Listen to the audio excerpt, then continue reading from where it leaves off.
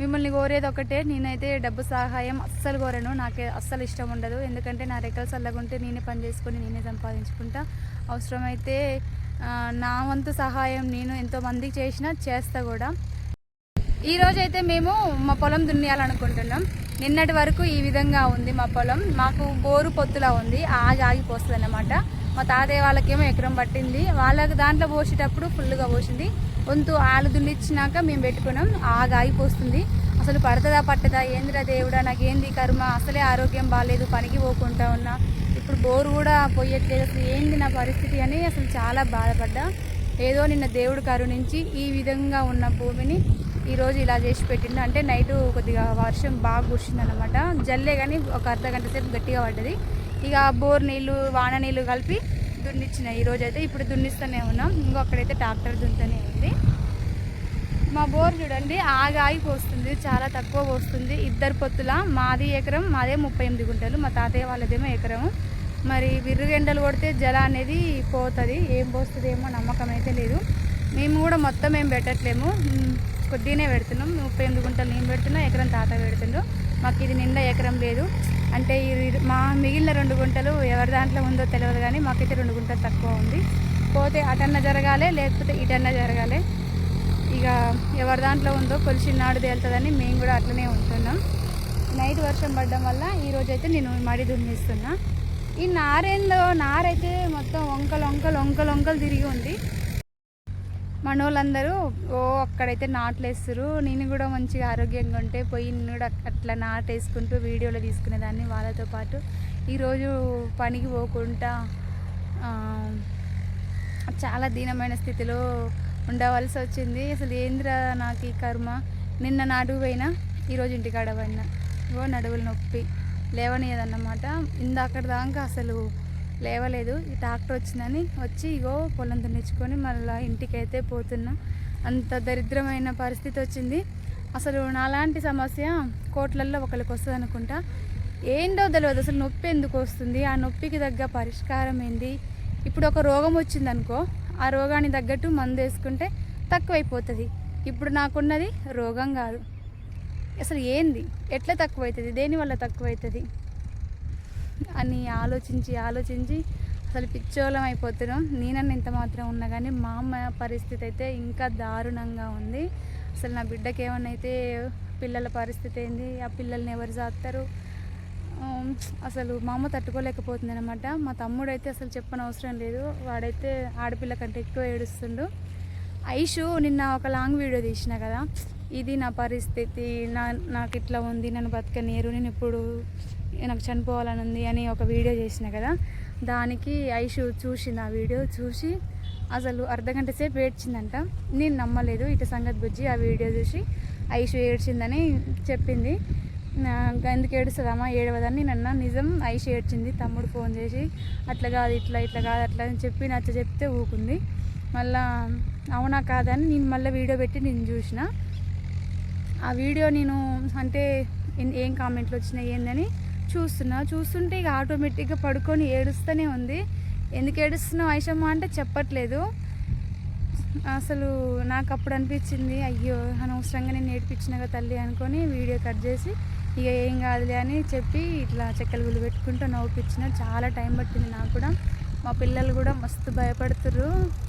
నిజంగా చాలామంది కామెంట్లు పెడుతుర్రు, నీకు ఎవరైనా కీడు తల పెడితే వాళ్ళు ఏం బాగుపడరక్క, వాళ్ళకు కూడా తగులుతూనే ఉంటుంది, వాళ్ళకు పిల్లలు ఉంటారు.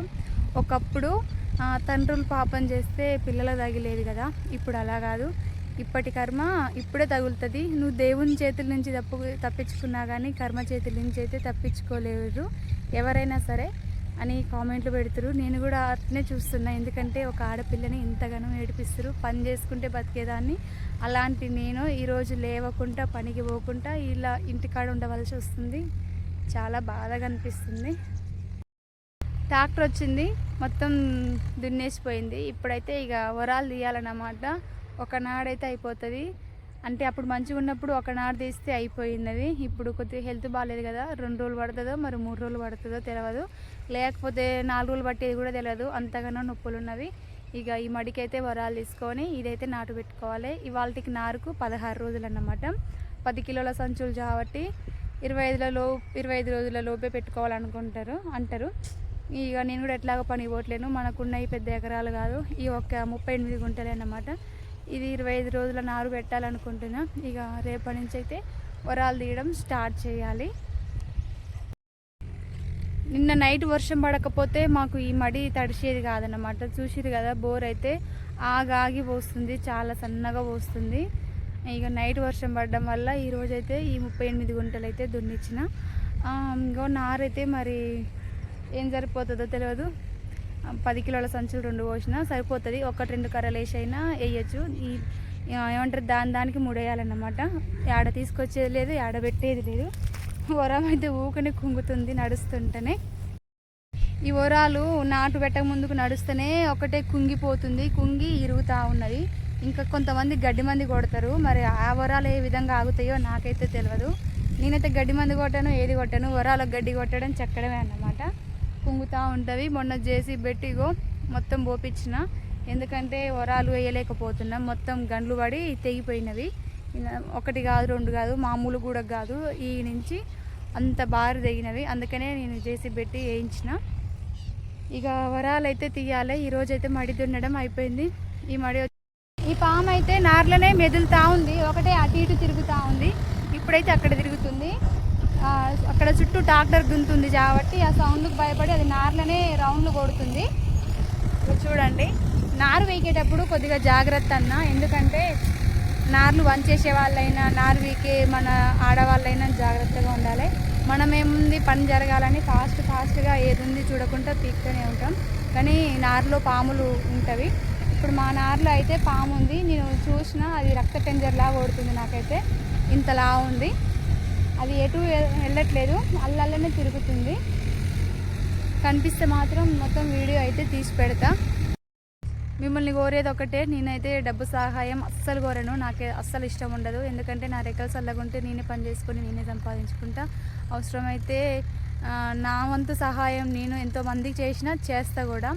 నాకు మీ నుంచి కావాల్సింది నా వీడియో చూసి లైక్ కొట్టడం, అదే మీరు నాకు నా ఫ్యామిలీకి చేసే సహాయం అన్నమాట.